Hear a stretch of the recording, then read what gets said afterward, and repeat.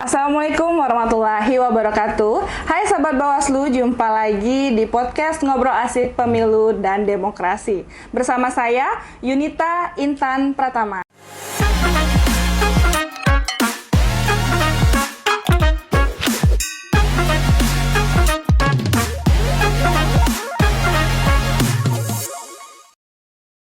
Sahabat Bawaslu, segmen kita hari ini membahas tentang dukungan sekretariat dalam menunjang kinerja lembaga. Dan tentunya sudah hadir teman ngobrol kita yang sangat spesial adalah Bapak Sapni Syahril, beliau Kepala Sekretariat Bawaslu Provinsi Bengkulu. Langsung saja kita sapa teman ngobrol kita hari ini.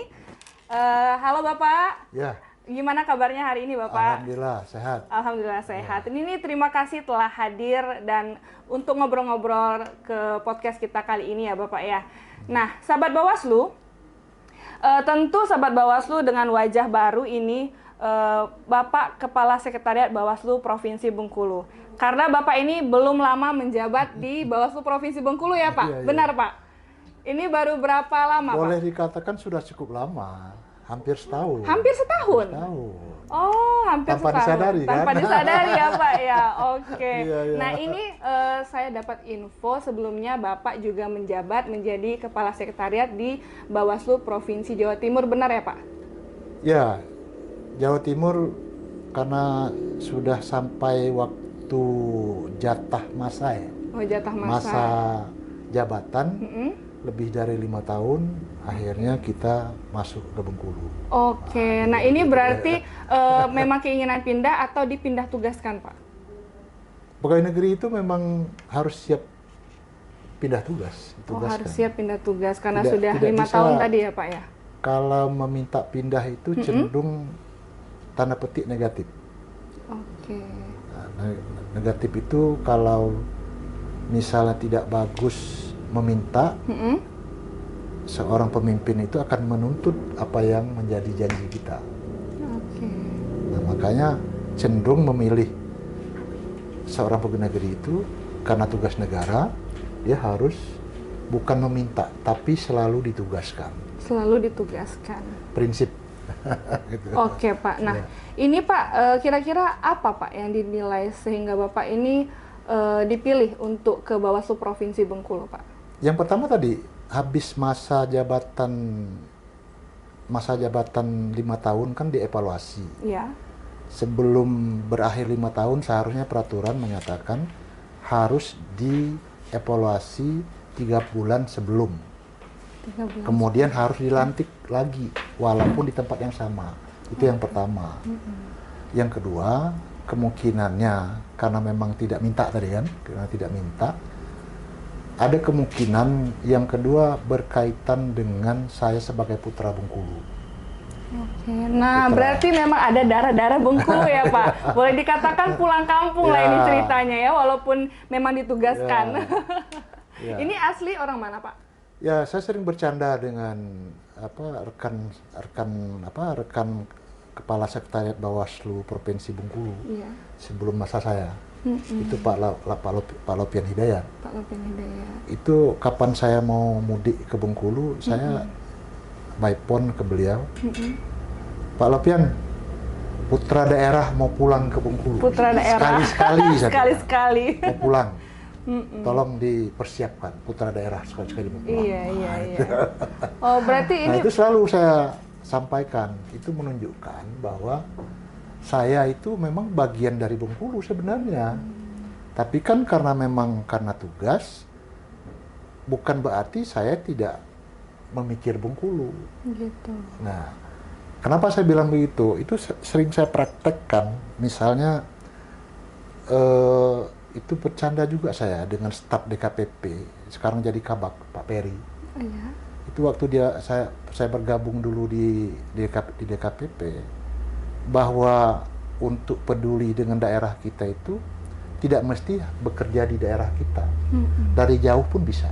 Iya. Dari Jakarta bisa. Salah satunya tidak salah itu di kota Bengkulu ini dampaknya. Karena kamu bicara begitu ya. Iya. Kada salah kalau ibu ingat ya. Itu ada PAW Partai Demokrat. atas nama Henry dulu salah. Saya tidak tahu tahun berapa, saya lupa, tahun 2015 atau 14 ya. Itu PAW itu dia lapor ke DKPP bahwa dia belum bisa menjadi PAW anggota DPRD kota, tidak salah, lapor ke DKPP. Nah, bagaimana saya berperan? Salah satunya laporan dia tuh saya tanggapi bersama Prof sebagai ketua Prof Jimli, sebagai ketua DKPP waktu itu. Terus Prof Jimli mungkin juga terhubung dengan yang melapor di sini selaku pejabat intelektual di sini, mungkin perlu peduli juga itu. Yeah.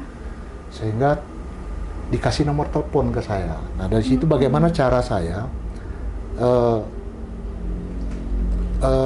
di DKPP itu bisa bersidang. Bersidang tentang etik pemilu atau pelaporan tentang pilkada. Nah, alhamdulillah proses itu dari pelaporan tidak lengkap menjadi lengkap, akhirnya menjadi gelar perkara, terus masuk registrasi, sehingga bersidang dan kemudian menang. Saya tidak bicara siapa lawan, siapa kawan di sini, tapi bahasa saya melek bersidang etik DKPP, etik penyelenggara pemilu di Provinsi Bengkulu. Dan itu terungkap, salah satunya tidak sampai langsung ke saya. Obrolan intelektual Pak Henry CS waktu itu mungkin saya tidak tahu persis ya kondisinya itu, tapi sampai ke saya, kok kita bisa menang? Gitu dia. Nah, salah satu rahasianya karena memang bisa bersidang dan memang alasannya kuat kan, temuannya kuat, sehingga ketika bersidang ya menang. Oke. Nah, itu dia. Oke, Pak. Ini di hari pertama Bapak ngantor nih, Pak. Apa kesan pertama Bapak? Boleh diceritakan, Pak? Ngantor di Bawaslu Provinsi, Pak. Provinsi Bengkulu. Kan ini baru pindah kemarin dari Jawa Timur, dari Pulau Jawa ke Pulau Sumatera gitu kan, Pak. Itu apa kesan pertamanya, Pak?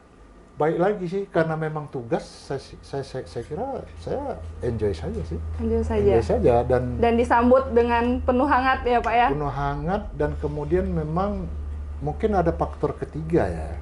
Kenapa saya menjadi kepala sekretariat Bawaslu Provinsi Bengkulu. Iya. Faktor ketiga itu kelihatannya faktor yang di luar kemampuan kita. Seperti apa tuh, Pak? Orang tua saya. Orang tua saya, yang saya sekian lama merantau di luar. Iya, dan akhirnya pulang. Lebih kurang 1 bulan saya bertugas di Bengkulu. Orang tua saya wafat. Innalillahi. Itu situasi itu satu sisi enjoy, sebagai ditugaskan di Bawaslu, satu sisi kita sedang berduka. Tapi sebenarnya hikmahnya sangat besar. Dalam tempo 1 bulan ya, 1 bulan kok kan di luar kemampuan kita berpikir ya. Iya, Pak. Nah, itu. Luar kuasa. Jadi ya, Pak. Sebenarnya kalau ditanya enjoy dan mudah-mudahan yang saya bilang tadi bahwa saya ini sebenarnya ingin berkarya sebagai putra daerah Bengkulu. Tapi kan perannya salah satu ya DKPP tadi saya bilang salah satunya. Oke, Pak, saya mau kembali ke topik kita hari ini, Pak. Ngobrol tentang dukungan sekretariat terhadap lembaga, khususnya Bawaslu Kota Bengkulu, Pak. Ini kalau yang saya baca-baca ya, Pak ya, kalau tidak salah ini, Pak, tugasnya sekretariat itu kan memberi dukungan administrasi dan operasional. Nah, maksudnya itu gimana, Pak? Kalau maksud mungkin agak panjang saya menyampaikan maksud itu ya. Iya. Karena saya hobinya berpikir. Iya, Pak. Nah, mungkin apakah sampai inti atau tidak ya? Saya itu sebenarnya bekerja, yang saya pikir tuh bekerja sesuai prosedur atau SOP saja. SOP. Karena itulah normatif ya, ideal gitu. Karena kan disediakan ideal normatif saja belum tentu berjalan dengan baik. Apalagi ada penyimpangan, ada kepentingan. Maka sebenarnya materi yang kira-kira penguatan kesekretariatan yang mau disampaikan di sini sebenarnya hanya 3 yang saya coba di sini. Iya, apa tuh, Pak? Saya buat kepean ya. Ya Perbawaslu nomor 1 tentang OTK. OTK itu organisasi dan tata laksana Bawaslu tentang sekretariat, tugas Bawaslu pusat, Bawaslu provinsi, dan Bawaslu kabupaten kota. Oke. Yang kedua, saya membawa KPAN dalam bentuk Perbawaslu nomor 3 tentang tahun 2022 ya, tentang Polhub, yang kebetulan di sini kan juga mengampu komisioner 3 orang kan? Iya, iya Pak, 3 orang. Artinya bagaimana sekretariat memfasilitasi komisioner. Iya. Nah, yang ketiga KPAN saya adalah kita sudah punya Renstra periode 2025 sampai 2029 yang harus menurut saya diterapkan karena bahasa normatif, prosedur, SOP harus jalan di kota ini. Kalau tidak akan timpang nanti antara provinsi dengan Bawaslu Kota Bengkulu, provinsi dengan pusat tidak sejalan. Tidak sejalan ya Pak. Tidak hierarkis dia. Iya. Maka 3 KPAN ini menurut saya itu bahan saya kembali kira-kira bagaimana mendukung tugas sekretariat dalam rangka mendukung anggota atau ketua dan anggota Bawaslu atau koordinator divisi mereka masing-masing, sehingga bisa berjalan di ikut memfasilitasi lah Pak ya. Nah, jangan lupa fasilitasi itu hanya salah satu dari Perbawaslu nomor 1. Dari 7 tugas Bawaslu provinsi dan kabupaten kota, termasuk kabupaten kota itu ada 7 tugasnya. Itu di Perbawaslu nomor 1 2021 itu salah satu dari 7 tugas sekretariat. Dari 7. Hanya masalahnya komisioner sering menyampaikan itu. Tugas sekretariat memfasilitasi. Iya. Padahal tugas sekretariat itu bukan hanya itu. Semua urusan rutin di luar itu, perencanaan, pelaksanaan, kegiatan tadi ya Pak ya. Rumah tangga. Itu tugas rutin sekretariat. Iya, benar. Nah, padahal sering dituntut oleh fasilitasi. Salah satunya dari 7 tugas sekretariat. Oke Pak. Nah, ini Pak ruang lingkup administrasi itu apa Pak contohnya Pak? Ruang lingkup operasional dan ruang lingkup administrasi Pak. Kan baik lagi di Perbawaslu nomor 1 2021 itu menyatakan bahwa sekretariat itu namanya memberi dukungan administratif. Iya. Kemudian memberi dukungan teknis operasional.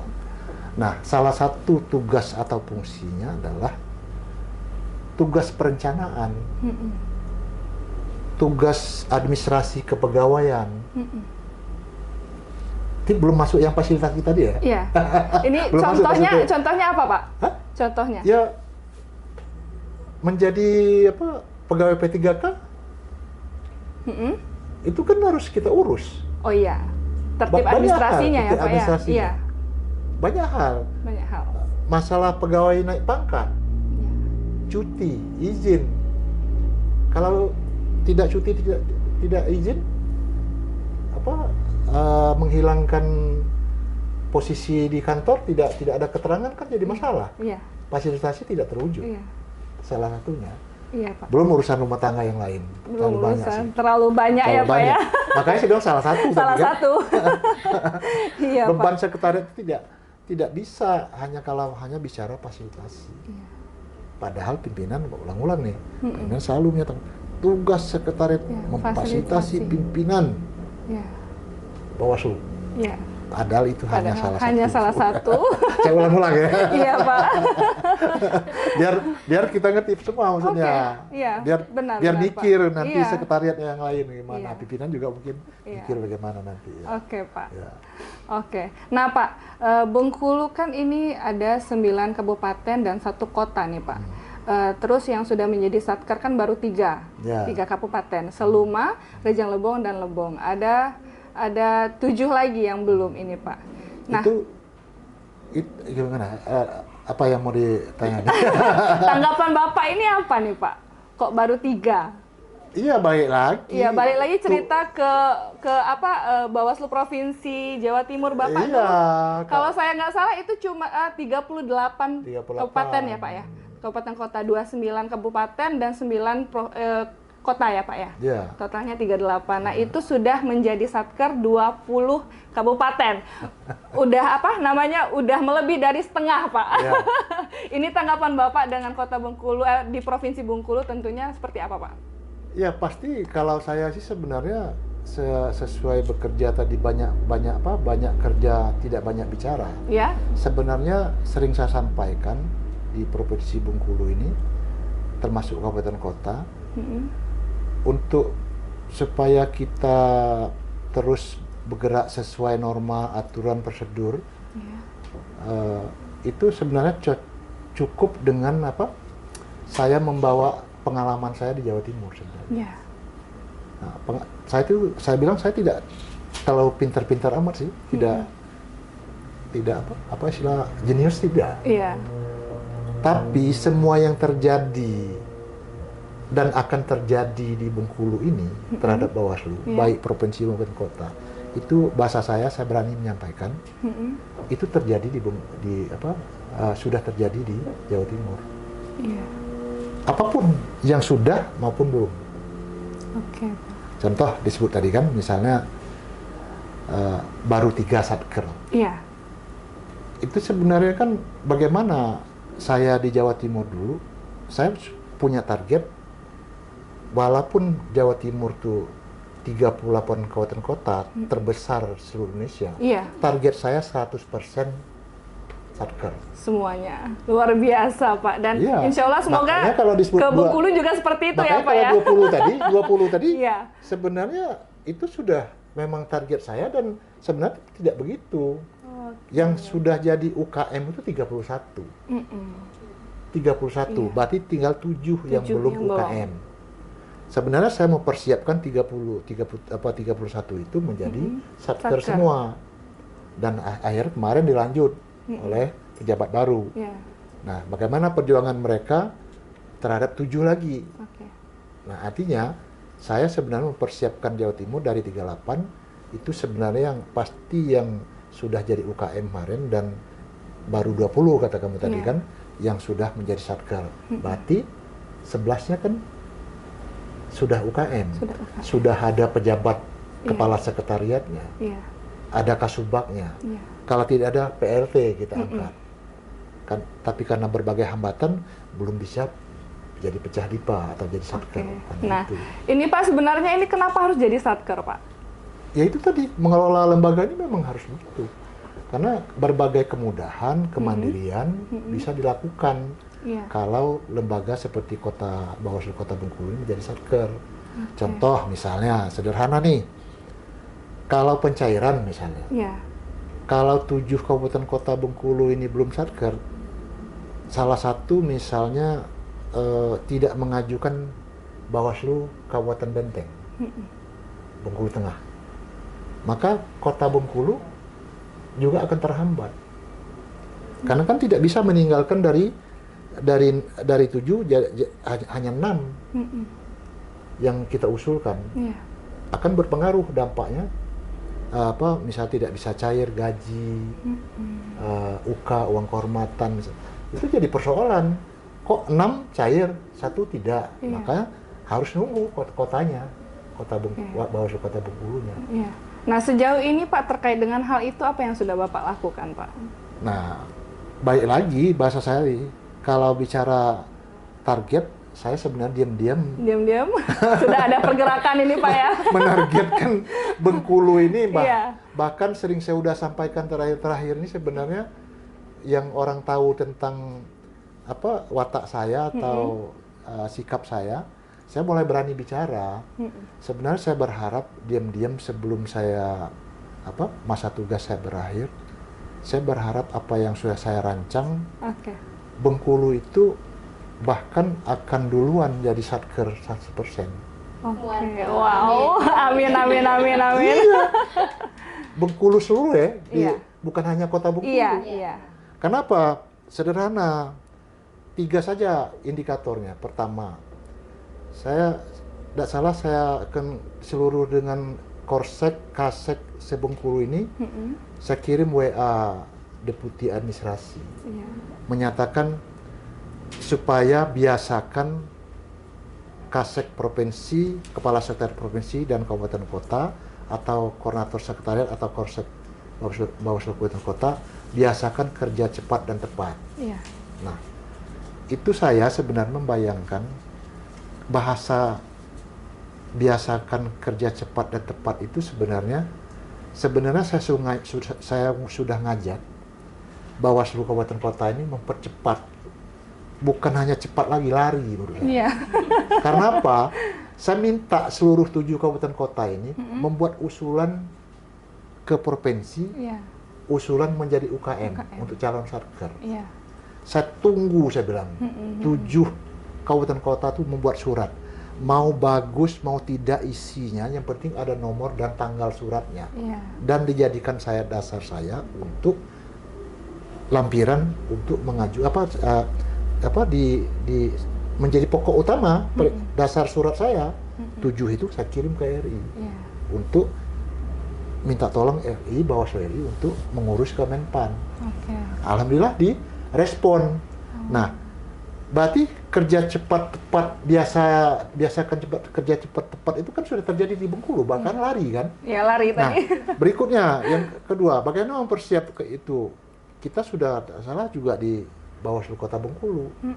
Kada salah ada 3 atau 2 usul menjadi alih status atau misbar yang sudah disetujui oleh pejabat pembina kepegawaian Bawaslu RI, Pak Sekjen. Oh, iya. Kada salah bersama 4 kabupaten kota itu sudah mendapat persetujuan dari PPK, pejabat pembina kepegawaian Bawaslu RI.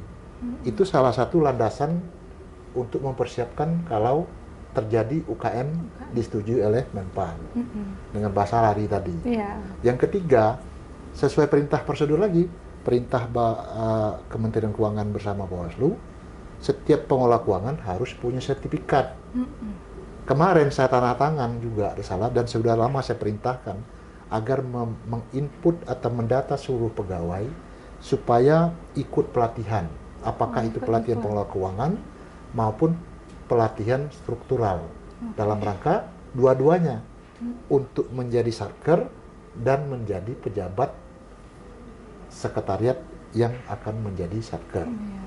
Misalnya menjadi kepala sekretariat, menjadi kasubag, kemudian kalau dalam hal pengelola keuangannya menjadi KPA, kuasa pengguna anggaran, menjadi pejabat pembuat komitmen, menjadi PPSPM ya, PPSPM, kemudian menjadi BP. Kalau ini sudah terpenuhi, berarti sudah siap tiga-tiganya. Nah, maka kalau bahasa saya yang tidak bisa kita dahulu itu adalah cuma rezeki dari Yang Maha Kuasa. Iya, iya. Kalau rezekinya belum, ya tidak bisa. Iya, belum. Nah, tapi usaha ini sudah lari kita ini. Iya. Usul organik sudah lama kita lari. Usul pegawai organik atau pegawai alih status dari zaman Pak Lopian kita update. Iya. Kemudian yang baru pun termasuk kota ini 10 orang sudah mendapat persetujuan dari Sekjen. Iya. Dan kemudian pelatihan kita minta mengharuskan seluruh pegawai negeri yang memenuhi syarat untuk ikut pelatihan. Nah ini Pak, saya dengar tadi Bapak udah menuju ke purna tugas nih Pak. Menuju pensiun apa ya? Benar ya Pak ya? Oke, nah itu Pak, target Bapak sebelum Bapak purna tugas tuh maksudnya apa yang Bapak lakukan itu kan sudah Bapak ada niat lah. Niat semoga nanti 100% semuanya menjadi satker ya Pak ya. Amin, semoga ya Pak. Kita berdoa sama-sama ini. Ya, balik lagi bahasa saya prosedur ideal, semangat saya tidak pernah berhenti sebenarnya, dan itu sudah saya sampaikan juga. Jangan takut, saya bilang, saya karena mau mendekati purna tugas, saya tidak punya semangat. Tidak, saya bilang. Saya itu semangat baru berhenti apabila stop batas saya purna. Nah, itu baru saya berhenti. Tapi sepanjang saya masih dipercaya, masih ada SK saya, Iya. tetap saja saya Iya. semangat. Semangat. Seperti kata Bapak tadi, lari. Hari kita. Oke, nah Pak. Nah, jadi sebenarnya Purna itu bagi saya sebagai yang dipercaya sebenarnya tidak ada masalah. Kan memang kita masih dipercaya. Iya, masih dipercaya. Nah, kalau sudah habis kan gimana lagi kan? Iya, Nggak bisa. sudah habis masanya ya, Nah, Pak. ya, melawan ya Iya. kodrat kan takdir Iya. ya nggak bisa kita. Oke, Iya. oke, Pak. Nah, ini saya mau tanya lagi nih, Pak, terkait dengan manajemen sumber daya manusia nih, Pak, yaitu pembinaan. Nah, pembinaan yang dilakukan terhadap pegawai itu seperti apa? Banyak hal sih yang jelas pembinaan itu kan yang normal saja misalnya orang tidak paham sih mungkin sebenarnya. Misalnya kita menjaga bayar penghasilan tepat waktu saja sebenarnya itu sudah pembinaan. Itu sudah pembinaan. Sudah pembinaan menurut saya. Karena gini, coba dibalik. Terlambat saja kita gajian sehari. Iya. Apa yang terjadi? Hah? Kacau, Pak. Iya, chaos. Mohon maaf, saya agak kasar. Iya. UK terlambat. Iya. Uang kehormatan. Bagaimana sekretariat? Iya. Hah? Udah heboh pasti. Itu saja. Jadi biasakan aturan atau norma atau ideal tadi. Iya, kembali ke tertib administrasi iya, tadi ya, Pak. jangan membiarkan sesuatu itu pembiaran ya, yang akan menimbulkan apa ya, perasaan yang akhirnya negatif. Iya. Itu jangan dibiasakan. Terus bahasa saya jangan membiasakan pekerjaan itu tertunda. Karena akan berdampak semua. Iya. Makanya Ada timeline. bukan tidak cair sehari bagaimana. Iya, iya. Mohon maaf, saya pengalaman baik lagi di Jawa Timur nih. Itu ada 2 kejadian. Yang pertama UK tidak cair. Iya. Itu siapa yang tepat orang melapornya? Ke Komisi 2. Komisi 2 DPR RI. Langsung ke Komisi 2. Iya. Sampai ke saya itu. Iya. Alhamdulillah saya mungkin orang Bengkulu kan bisa bersilek. Iya. Orang Sumatera ya, Pak ya. Cepat saya bertindak kan. Iya. Nah, jadi waktu itu dimarah, tidak salah yang dimarah Komisi 2 marah dengan Ketua Bawaslu RI. Iya. Waktu itu sedang RDP. Ketua Bawaslu RI dimarah dengan Sekjen Bawaslu RI. Sekretariat kan berarti Iya, kan? sekretariat. Nah, nunggu waktunya saya dimarah kan. Nah, rezeki bagus. Beliau diperintah oleh Ketua RI untuk bertugas di Jawa Timur. Iya. Ada tugas undangan. Beliau nugas saya untuk hadir per sesi. Nah, di tengah-tengah sesi ini kemungkinan saya akan dimarah nih. Nah, dia bilang bahwa dia akan jadi narsum. Kamu tetap per sesi hadir terus. Saya izin. Iya. Pak, saya ada tugas, Pak. Iya. Lah, kamu kan harus hadir per sesi. Bapak kan beri sesi. Saya ini ada yang genting, Pak. Itu, Pak, yang UK belum cair. Oh. Nggak sempat dimarah saya. Iya, Kan? parah. Strategi tadi ya, Pak. Itu yang pertama pengalaman. Yang kedua, mau lebaran. Iya. Ada non-satker seperti Kota Bengkulu, belum UKM. Korseknya transisi pergantian. 3 hari. Mau Iya, lebaran. mau lebaran. Belum cair. Belum cair ceritanya. Iya. Nah, itu yang kedua, sudah satker, baru satker. Baru satker. Sudah DIPA, sudah ada KPA segala macam. Terlambat nyair. Bagaimana caranya? Hanya 3 hari. Iya. Sudah dipanggil, mereka datang ke saya. Udah kita ke KPPN. KPPN. Saya tongkrong di sana. Selesai semua. Tungguin. Selesai, cair. Eksekusi ya, Saya Pak. tongkrong gitu. Kata si staf itu, Pak, percuma tinggal 3 hari. Minimal waktu itu seminggu kata dia. Baru bisa selesai. Ini tinggal 3 hari. Selesai 3 hari. Selesai. Dengan cara Iya. ditongkrong. Itu tongkrong. Proses-proses IT digital tadi dikerjakan oleh KPPN. Selesai. Udah masuk urutan, selesai SP2D cair dia, Pak. Jadi tidak ribut lagi kita. Tidak ribut lagi, Jadi banyak iya. pembinaan itu sebenarnya banyak. pembinaan sekretariat itu artinya tidak membangun hal-hal yang negatif, tidak membiarkan menjadi pembiaran. Iya. Semua manusia itu kan zaman sekarang menurut saya punya hak azazi bahasanya. Kalau dulu kan zaman Orde Baru. Iya. Orde Baru itu doktrinnya adalah otoriter, perintah, komando. Sekarang tidak. Sekarang ini gampang sekali kalau menjatuhkan orang. Kita bicara begini, HP ini langsung kamu ngetik, itu sampai ke luar negeri. Udah ribut dari luar negeri, nah kena saya. Kena. Ya, gitu. Iya. Sangat gampang. Oke Pak, untuk Bapak meningkatkan kinerja pegawai bagaimana Pak? Pertama itu tadi ya, semuanya harus tepat waktu, apapun itu. Yang kedua, kalau ada pelanggaran pasti kita tindak sesuai aturan. Sesuai aturan artinya tetap juga prosedurnya kita lakukan, misalnya melakukan klarifikasi dulu, tetap dipanggil informasi awal istilah di pengawas pemilu itu kan, itu kita lakukan. Nah, terus jangan sampai kita melanggar, kita panggil itu dengan surat resmi misalnya. Nah, setelah resmi kita klarifikasi. Dan itu jangan juga pembiaran. Kalau pembiaran ya jadi menular jadi kitanya semua tidak disiplin. Iya, tidak Nah, disiplin. jadi sebenarnya bahasa saya sederhana sih. Manusia itu saya pinjam bahasa orang Palembang itu kalau diwongkan sebenarnya bisa semua kok. Iya. Diajak kerjasama. Iya, tinggal mau atau tidak. Iya. Tidak sulit sebenarnya. Iya.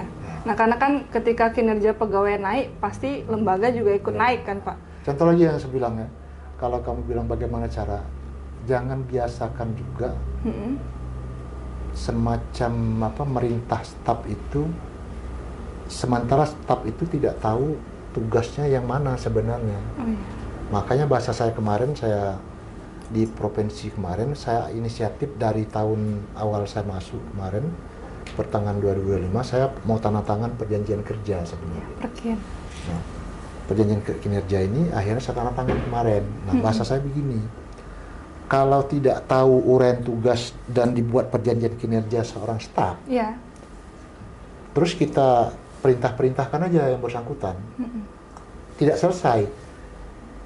Sebenarnya dia sudah ngerjakan, sudah capek, sudah pusing sebenarnya dia kerja, tapi tidak sesuai dengan ekspektasi seorang yang merintah. Maka menurut saya seorang pimpinan itu menjolin staf itu. Dia kan mungkin sudah bahasa tadi ketar-ketir ya, menjalankan perintah, tapi tidak standar juga. Maka menurut saya ujungnya kalau tidak jelas perintahnya itu, tidak ada standar, tidak perjanjian kerjanya, maka seorang pimpinan menjolin staf menurut saya. Maka saya bangun kemarin bagaimana kita buat uraian tugas. Sebelum uraian tugas kita buat penempatan setiap pegawai yang ada. Penempatan di mana dia tidak mesti sesuai dengan jabatan fungsionalnya atau jabatan P3K-nya. Kita penempatankan dulu. Terus sudah ditempatkan, kita buatkan uraian tugasnya. Nah, uraian tugas ini kita buat jadi perjanjian. Setelah perjanjian menjadi SKP. Ada 4 keuntungan. Dan terakhir yang kelima, tidak menjolim staf. Tidak boleh ya, Pak? Iya, kan harus diorangkan. Iya. Diorangkan. Iya. Itu kira-kira saya yang real aja ya. Tidak Oke, siap, pembinaan yang wah-wah itu nggak masuk menurut saya. Nggak masuk menurut Bapak. Oke. Nah, berbicara tentang disiplin tadi, Pak. Pembinaan tentang disiplin ini seperti apa, Pak? Itu tadi salah satu kan kita tegakkan apel. Apel, ya. Dan apel itu bukan hanya sekedar menyelesaikan kewajiban ya, menunaikan kewajiban. Standar apel kita lakukan, kita siapkan. Misalnya harus ada hostnya, MC-nya. Pembina apel, pernah host dulu ya, host dulu kan pembawa acara. Yang kedua apa sih yang standarnya harus baca undang-undang, undang-undang 45, Korpri, Pancasila. Itu kita biasakan. Jadi sekarang kalau misalnya termasuk kota ya, sering kita undang nggak salah. Iya, Pak. Kalau misalnya ada upacara besar untuk mencari pembaca undang-undang, bahkan mungkin menghafal nanti, membaca Pancasila, Korpri, Iya. itu stoknya udah banyak. Stoknya udah banyak. Udah banyak. Kalau dulu kan dorong-dorong tuh. Iya. Siapa yang mau jadi Iya, siapa pembaca yang mau? undang-undang? Nggak ada. Nggak ada yang berani. Iya. Yang jadi komandan, jadi jadi komandan pembina. Pembina. Pembina juga sekarang Iya. kita biasakan itu, setiap komisioner Bawaslu provinsi itu kita biasakan supaya mereka minimal setiap minggu itu mereka yang jadi pembina. Iya. Kesempatan arti pembina menurut saya kan kadang-kadang terlalu idealis kan, pembina apa sih pembina? Bahasa saya sederhana, kesempatan seorang komisioner mau memberi pembinaan apapun atau memberi tahu apapun, baik secara kelembagaan maupun secara pribadi dia. Iya. Dan kesempatan untuk bersilaturahmi kepada staf sekretariat. Iya. Maunya bagaimana? Mau baik, mau bagus, terserah. Kita beri wadahnya. Nah, jadi nyambung, tidak ada semacam maunya pimpinan bagaimana sih? Iya. Tapi kalau setiap hari jadi pembina, disampaikan secara lembaga maupun secara pribadi, kan tahu Iya. maunya seorang pimpinan. Maksudnya apa? Maksudnya apa? Kalau tidak pernah ketemu, Iya. alasannya di luar terus, Iya. si staf tidak berani ngadep, ya nggak akan bisa ketemu. Iya, nggak akan ketemu. Bahasa saya sederhana, seorang pemimpin pemerintah daerah itu kan hierarki kan, gubernur, bupati, wali kota, katakanlah provinsi ya. Kalau kota kan wali kota, sekda, wali kota, wakil wali kota, sekda, dan kepala dinas. Kalau di Bawaslu 3 orang di sini kan, membaca watak 3 komisioner itu apakah bisa dalam waktu singkat? Iya. Tapi kalau seorang gubernur, Pak Helmi, apalagi mantan wali kota di sini kan, wali kota Bengkulu, orang yang sudah tahu Pak Helmi, walaupun sudah gubernur, gampang bacanya kan. Paling lama menurut saya setahun Pak Helmi itu menjadi gubernur, semua orang sudah tahu tentang Wataknya mau seperti apa? watak baik, niat baik, tujuan semangatnya apa, Iya. sudah tahu. Sudah tahu. Tapi kalau komisioner tidak pernah ketemu gimana? Iya.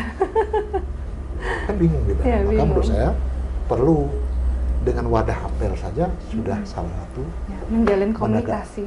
disiplin sebenarnya. Iya. Itu.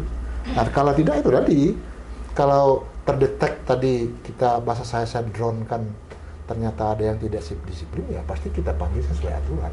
Oke. Berarti dipanggil sesuai aturan itu nanti akan ada misalkan Pasti ada SP ya, punishment, Pak? SP. Dan mohon maaf, kita tidak segan-segan kalau salah ya salah. Salah yang salah. Itu juga saya sering tidak suka ya dengan istilah, ada istilah mungkin awam ya. Ya. Kalau orang ngaku salah, penjara penuh gitu. Kalau saya nggak berlaku itu. Kalau salah salah. Salah. Ngapain takut penjara penuh kalau memang salah?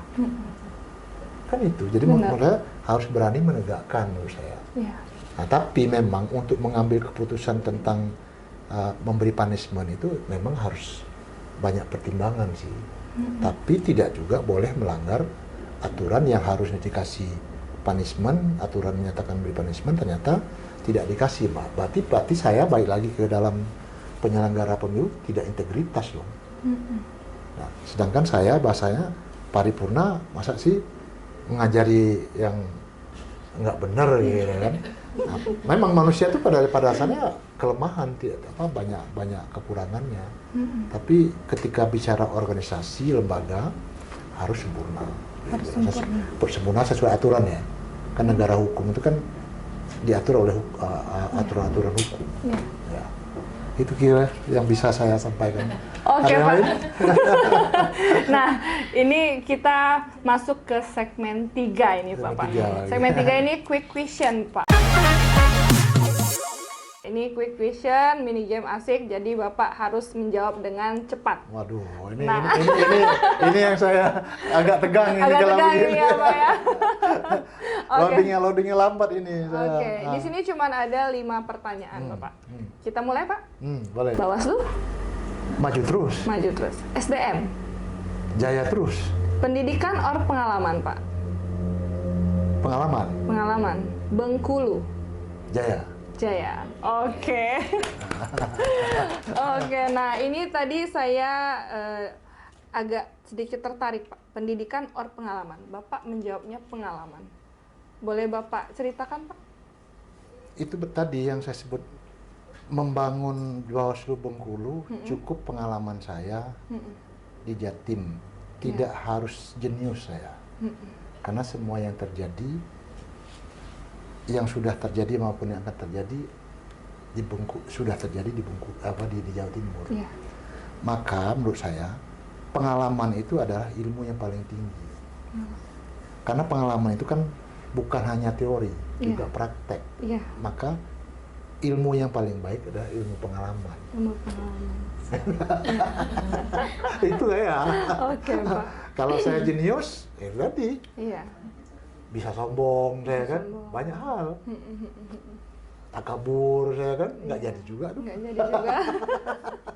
Nah, takabur murka yang Maha Kuasa. Oke. Sahabat Bawaslu, itu tadi obrolan kita sama teman ngobrol.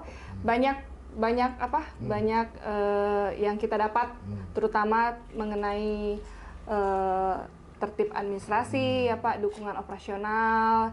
Walaupun hanya salah satu yang Bapak sebutkan tadi, memfasilitasi itu harus wajib penting ya Pak ya. Memang, iya, memang itu yang selalu dibilang Pak. Nah, untuk ini ada pesan Pak untuk sahabat Bawaslu. Ya, dan itu sering karena untuk mencapai target, bahasa target itu kan sesuatu yang harus memang menjadi dasar kita ya.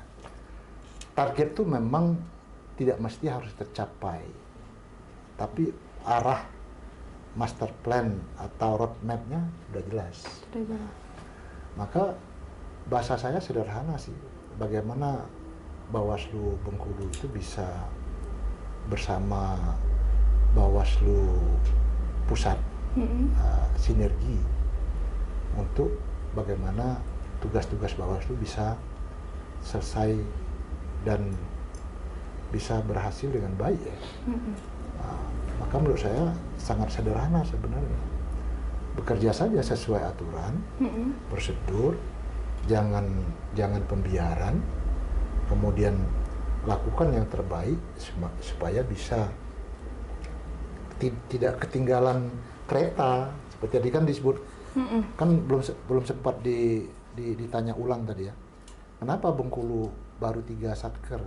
Nah, padahal saya udah ingat waktu itu bahwa sebenarnya tahapan pengajuan satker Bawaslu oleh Bawaslu RI itu sebenarnya sudah 3 tahap.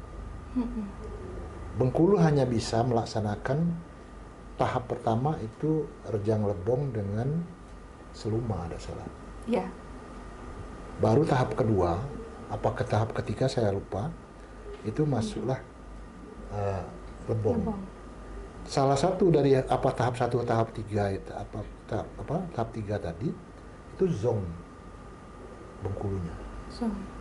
Nah, kalau saya kan Jatim saya punya target. Berarti apakah kita punya target di sini? Nah, maka target saya kalau rezeki bahasa saya sudah kepung nih dengan sudah komprehensif bagaimana mempercepat supaya Bawaslu itu 100% satker. Pengajuan sudah dengan lari tadi. Yeah. Terus calon pejabatnya sudah kita usulkan, baik zamannya pejabat sebelum saya, kita usulkan menjadi organik, dan sudah ada 4 sudah menjadi organik. Kemudian yang baru pun sudah kita usulkan ke pusat. Nah, itu menyongsong semua. Kemudian pelatihan itu sudah kita kirim ke Kementerian Keuangan maupun ke Badan Diklat, Pusdiklat Bawaslu. Nah, kalau ini tercapai, rezeki datang dari Menpan, maka target saya, angan-angan saya, harapan saya sebenarnya sebelum saya paripurna, kalau rezeki Iya. itu kita Iya. sudah Semoga Bawaslu Kota satker ya Pak. termasuk Bawaslu Iya. Kota. Semua. Iya, semua. Nah, maka mencapai target Mencapai saya, target tadi. saya menjadi semacam target-target atau angan-angan saya setiap saya menjadi kepala sekretariat di Gorontalo juga di Sulawesi. Ya. Itu target saya sebenarnya bahasa saya pilot proyek satker. Saya jadikan begitu. Saya buat surat dari waktu saya Kasek Gorontalo, buat surat mohon kepada Sekjen Bawaslu atau pimpinan Bawaslu RI, Gorontalo dijadikan pilot proyek satker. Tujuan utama satker ya Pak. Di Bengkulu, di Jatim kita buat menjadi satker walaupun Bawaslu Jatim itu 38, targetnya 100%. Iya. Satker. Bengkulu Menyusul. mendekati saya purna. Tugas. Harapan saya Iya, tercapai target itu ya Pak. sebelum pas saya mau pensiun sudah tercapai. Oke, Maka amin. tolong doakan. Iya. Itu kira-kira bisa Iya. sampaikan. Beri semangat. Oke, iya Pak, ya semangat. Ya. Gitu ya. Oke. Ya. Oke Pak, terima kasih Bapak telah hadir di podcast Bawaslu, Ngobrol Asik Pemilu dan Demokrasi dengan tema dukungan sekretariat dalam menunjang kinerja lembaga. Dukungan itu saya titip ya, ini mungkin perlu dibaca. Iya. Ini kepean saya tadi. Kepean tadi Sudah saya susun, sudah dirangkum. Sudah dirangkum, artinya bermakna sebenarnya kalau Oke. mau panjang lebar Iya, bisa iya, saya urai satu-satu sebenarnya. Oke, Ya. siap Pak. Izin Bapak. Oke, sahabat Bawaslu, telah sampailah kita ke penghujung acara podcast Ngobrol Asik Pemilu dan Demokrasi. Saya Yunita Intan Pratama pamit undur diri dan teman ngobrol juga. Ya, Terima kasih Bapak. Terima kasih banyak. Ya. See you, bye-bye. Terima kasih Bapak.